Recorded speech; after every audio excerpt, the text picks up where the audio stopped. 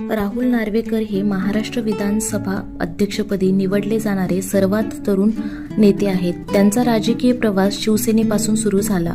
शिवसेनेत काम करत असताना ते एक हुशार वक्ते आणि टीकाकार म्हणून ओळखले जात.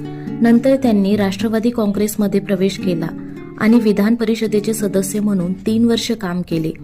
2019च्या निवडणुकीपूर्वी ते भाजपमध्ये सामील झाले आणि मुंबईतील कुलाबा मतदारसंघातून आमदार झाले. राहुल नार्वेकर यांचा जन्म 1977 मध्ये झाला असून ते वकील आहेत. त्यांच्या कुटुंबाला राजकीय वारसा आहे.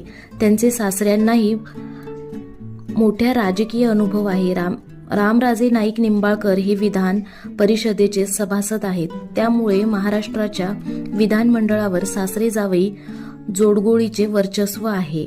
विधानसभा अध्यक्ष म्हणून त्यांनी पक्षांतर बंदी कायद्याच्या प्रकरणात महत्त्वपूर्ण निर्णय घेतले आहेत.